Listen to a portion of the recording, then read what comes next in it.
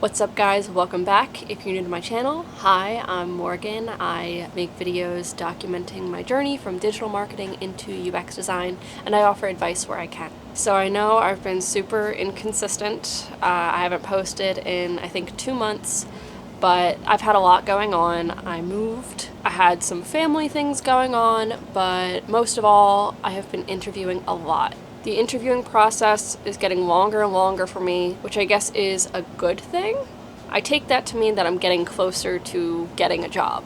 Recently, I've had a 4th interview with a company that I'm very interested in working for, and I had to give a portfolio presentation in front of a panel of designers. I freaked out a bit because I don't have any commercial projects, at least none that were worth showing, and I had no idea how I was going to present this conceptual work to a panel of professional designers. I also couldn't find any advice on how to present conceptual projects. So I figured I would share my experience with you guys of what it was like presenting with no commercial projects and maybe give you some tips. I'm no expert, I'm still learning, but hopefully this can help guide you or at least spark some ideas of your own. So I'm going to tell you guys what to keep in mind when preparing your case studies, give you advice for your actual presentation, and tell you how to deal with the questions afterwards. So in my case, I had a few case studies, but I was in the middle of a more in-depth one that I thought exemplified my skills better. So while I was preparing this presentation and getting ready for the interview, I was actually completing this case study. If you're in a similar boat, you're in the middle of working on case studies that you may want to present,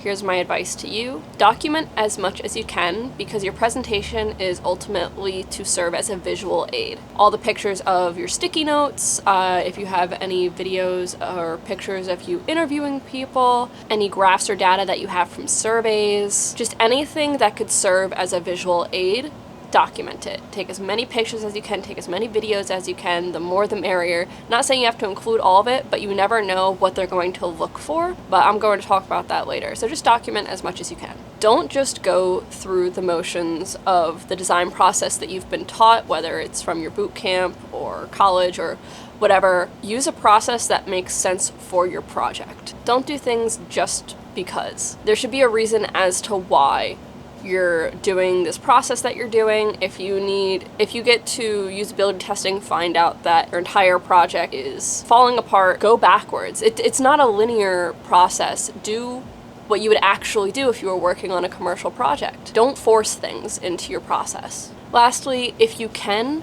focus on outcomes and results. So kind of difficult with a conceptual project. What I wound up doing was I put in a slide what I would look for as an outcome or result. So I did some quantitative things as well as some qualitative things that I would look for with business goals in mind. I was working on a financial app, and one of the outcomes that I was looking for that was qualitative was that users had a more positive attitude when preparing for tax season. And a quantitative thing I would look for is a higher conversion rate for a product. So let's get into the actual presentation. The absolute first thing that you should do is talk to your recruiter, hiring manager, or whoever your point of contact is to set up this interview and find out what your interviewers are expecting from the presentation. So for example, I asked my recruiter, and he said that they were looking for outcomes and results of projects, which freaked me out because, like I said, I didn't have any commercial projects. And also my role in my team, how I collaborated with others,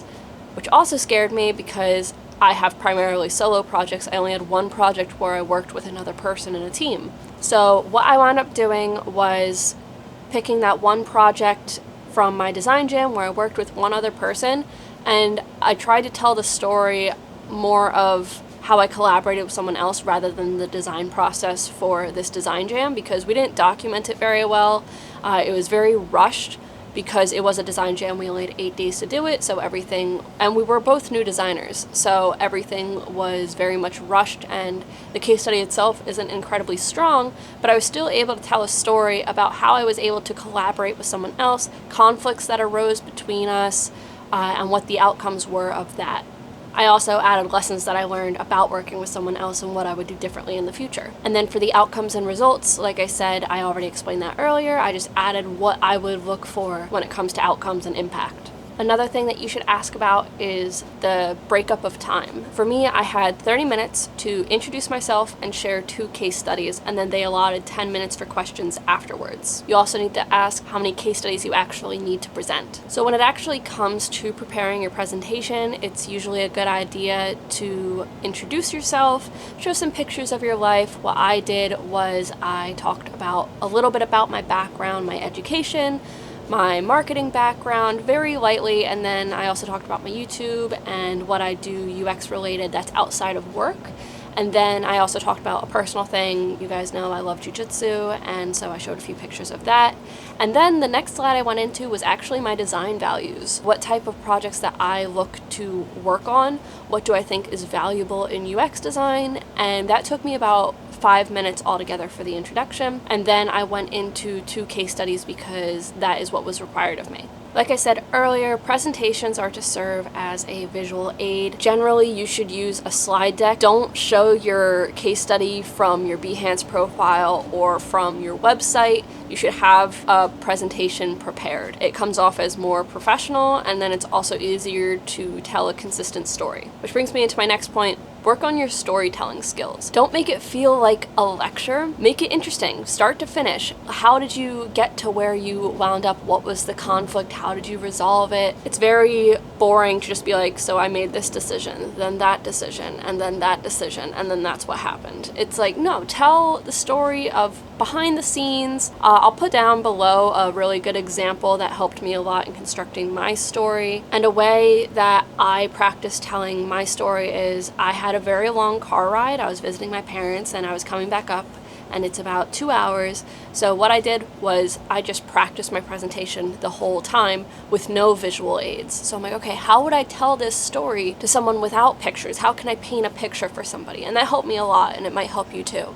So after you give your presentation, be prepared for questions. There's usually an allotted amount of time. Like I said, for me it was 10 minutes. The questions portion is really important to prepare for in the sense that you understand why you made the decisions that you did. If someone asks, why did you create 3 user personas? What's the benefit? You should know why. And that goes back to my previous point about not just doing the process just to do the process, but to understand why you're doing each portion of that process. While I was asked why I made a few decisions, for example, I was asked one question, how did I formulate my hypothesis for one of my projects? I was also asked a lot of questions of, did you create this case study just to create a case study, or did you actually plan on moving forward with it? What was the purpose of creating this case study?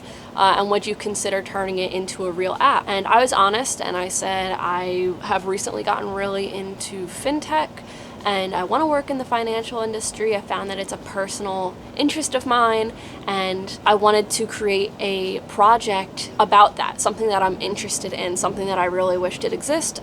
Honestly, I don't have the funds to create something like this right now, but if I met a developer that wanted to work on his or her skills, then of course I would love to make an app like this, because I do wish that it existed. And they seem to like that answer. Of course, interviewers always seem to like your answers, but I just find that it's best to be honest, which is my main advice. Be honest. If someone asks you a question and you don't know the answer, don't pretend like you know the answer. It comes off as if you obviously don't know what you're talking about, and it pretty much ruins your credibility and the credibility of your design. So if someone asks you a question that you don't know the answer to, like, was there any reasoning behind the colors that you chose? And you start stumbling and saying, oh, well, you know, red really symbolizes, and then like you go off on like an unhinged tangent about the color red, it's going to be very obvious that you don't know why you chose the color red. In my opinion, what you should say is, truthfully, I'm not sure why I chose that color. I felt that it fit the theme of, or like at least explain your mindset behind it. Just be honest. Say, I was inspired by this, or don't start coming up with these super scientific reasonings for things that you don't really have the answer to. Don't start lying to try and make yourself seem smarter, because people see right through it, and then it gets really uncomfortable, and then you're gonna make yourself nervous. And just